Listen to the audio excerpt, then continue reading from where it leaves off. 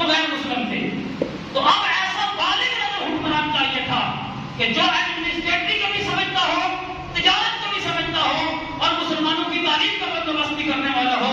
اور اس کے لیے حضرت عثمان سے بہتر کوئی نہیں تھا کہ پورے عرب میں سب سے زیادہ جسے تجارت کا تجربہ تھا, بزنس کا تجربہ تھا, افراد شناسی کا تجربہ تھا, وہ حضرت عثمان کا سب سے زیادہ تھا. حضرت سیدنا عثمان غنی رضی اللہ تعالیٰ عنہ آپ نے آ کے پھر کہا کہ ساتھ ساتھ ہم نے جہاد بھی کرنا ہے اور ہم نے ساتھ ساتھ ایڈمنسٹریٹر بھی بنانے ہیں, تجارت بھی کرنی ہے اور تعلیم بھی دینی ہے, محکمے بھی بنانے ہیں, مضبوط کرنے ہیں, اور قریش کی لغت پر قرآن کو بھی جمع کرنا ہے, یہ نئی نئی کتابیں نہ ہونے جائیں.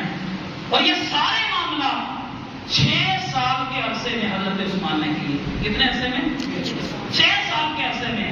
اب جب ہم کچھ لوگوں سے کہتے ہیں کہ حضرت عثمان کا جو انتخاب تھا وہ ان لوگوں نے کیا جو حضور کے سب سے زیادہ قریب تھے, اور حضور نے کئی مرتبہ انہیں جنت کی بشارتیں دی. آپ کے مولویوں سے, آپ کے مقتداؤں کے شمعوں سے تو وہ سیانے تھے. جو حضور کے پرمردہ تھے وہ آپ کے لوگوں سے تو سیانے تھے. اور سیانے کتنے تھے؟ حضرت عثمان نے کیا کیا؟ 6 سالہ دور حکومت حضرت عثمان کا. 6 سالہ دور میں مسلمان کہاں تک پہنچے؟ تیونس تک, ادھر سے قبرص تک, ادھر سے کہاں تک مسلمان. یہ بغداد بلوچستان تک سلطنت تھی, اور ادھر سے آگے باب نہر کے سارے علاقے جو ہے وہ فتح ہو چکے تھے. حضرت عمر نے جب خلافت چھوڑی, ایک روایت میں 22 لاکھ, ایک روایت میں 24 لاکھ اور ایک روایت میں 25 لاکھ مربع میل حکمرانی تھی. لیکن جب حضرت عثمان کا 6 سالہ دور ختم ہوا تو ان جو آفس تھے وہ سارے مسلمانوں کے پاس تھے, بڑی بڑی یونیورسٹیاں مسلمانوں کے پاس تھی.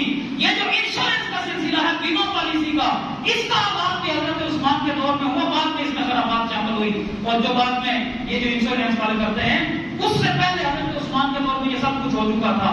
اور اس دور میں 6 سالہ دور میں مسلمانوں کا رقبہ 48 لاکھ مربع میل تک پہنچ چکا تھا 6 سالوں کے اندر. اور حضرت عمر کے دور میں کیا تھا؟ حضرت عمر کے ذریعے اللہ کا راز یہ ہے کہ حضرت عمر کی خلافت کہ اللہ نے 2 سپر پاوروں کو توڑنا تھا, ایک کیسر اور ایک کسرا.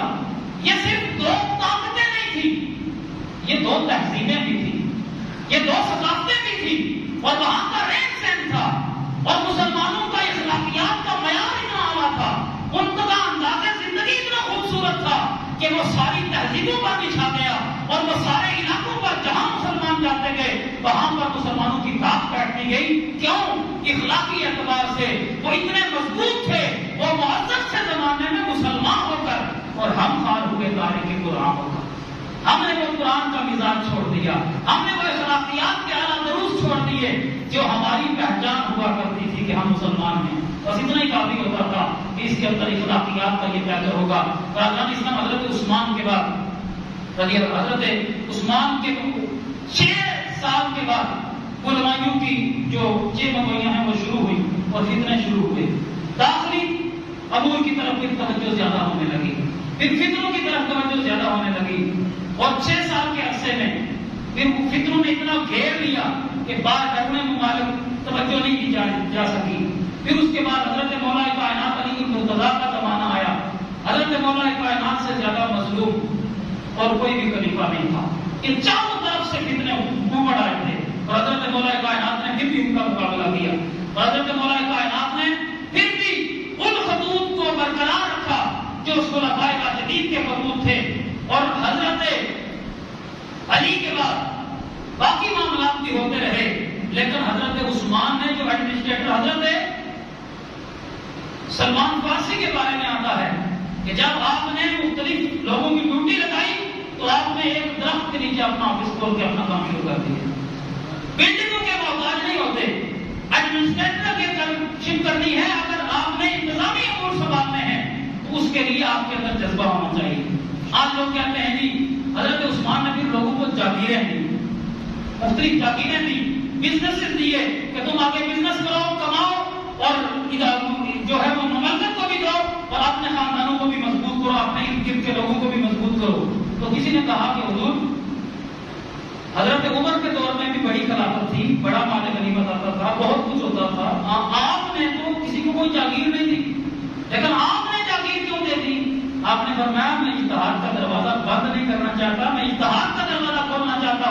کہ اتحاد یہی ہے کہ تمہاری جو ضرورت پڑے، اب ضرورت ہے کہ مسلمانوں کی اپنی جاگیریں ہوں، مسلمانوں کے اپنے جو ہے وہ انداز رویت ان کا ایسا ہو کہ وہ بڑے بڑے بزنس مینوں سے جا کے ملاقات کریں، بڑے بڑے لوگوں کے ساتھ ان کے وفود کے جو جب تبادلے ہوں تو ان کے پاس اپنا مال و دولت بھی ہو اور انہیں ایک تجربہ حاصل ہو کہ ہمارے ساتھ بات کیجیے، ہمیں اس چیز کا بھی تجربہ ہے، اس کا بھی تجربہ ہے، اس کا بھی تجربہ ہے۔ برادران اسلام، حضرت عثمان کے دور کے بعد یہ خلفائے راشدین کا دور گزرا اور 60 ہجری میں اتنا بڑا سانحہ ہوا واقعہ کربلا کا، لیکن اس کے باوجود بھی مسلمان کی جو قوم ہے وہ کھڑے نہیں ہیں، وہ ہلے نہیں ہیں۔ یہ خلفائے راشدین کی وہ بنیادیں تھی جنہوں نے اتنی مضبوط کر دی، اتنی مضبوط کر دی، اتنی مضبوط کر دی کہ بڑے بڑے ٹکراؤ ہوئے لیکن پھر وہ ختم ہو جاتے، بڑی تہذیبیں آ کے ٹکراتی رہی اسلام سے، ختم ہو جاتی، بڑے فتنے آتے رہے، ختم ہو جاتے۔ برادران اسلام، میں آپ سے عرضدار ہوں، حضور کے صحابہ اور ان کی خلافت راشدہ یہ اللہ کے رازوں میں سے ایک راز ہے، اور حضرت فاروق اعظم رضی اللہ تعالیٰ عنہ کے بارے میں حضور کا یہی جملہ کافی ہے۔ ہم اور کسی کی کیا شان بیان کر سکتے ہیں، اور کسی مورخ کی یا کسی جو ہے وہ سیرت نگار کی بات کا کیا، ہم تو وہی بات سمجھتے ہیں کہ برحق ہے، اور اس سے خوبصورت بات کوئی نہیں ہو سکتی جو بات مصطفیٰ کے لبوں سے چون کے نکلی ہو۔ حضور صلی اللہ علیہ وآلہ وسلم نے فرمایا عمر وہ ہے جس کی زبان سے خدا بولتا ہے۔ یہ جملہ چھوٹا جملہ نہیں ہے، عمر وہ ہے کہ جس کی زبان سے خدا بولتا ہے۔ حضرت حضور طواف کر رہے، طواف کرتے کرتے حضور تو حضرت عمر نے مشورہ دیا کہ یا رسول اللہ اتخذوا مقام ابراہیم مصلی، یہ مقام ابراہیم کو سجدگاہ بنا لیجیے، یہاں تو نفل ادا کیجیے۔ حضور نے فرمایا ابھی رب کا حکم نہیں آیا، ابھی اللہ کا جو ہے وہ نزول نہیں ہوا، نبی کو ہے وما ینطق عن الہوی ان هو الا وحی یوحی، نبی کی زبان سے جو بھی نکلتا ہے وہ خدا کا کہا نکلتا ہے۔ برادران اسلام، اسی وقت اللہ نے جبریل کو بھیج کر یہ آیت اتاری اور الفاظ بھی وہی ہیں واتخذوا مقام ابراہیم مصلی۔ یہ فرمایا حضور نے اس موقع پر، حضور نے فرمایا عمر وہ ہے جس کی زبان سے خدا بولتا ہے۔ برادران اسلام، اس کے بعد میں آپ سے تھوڑی سی خلفائے راشدین کے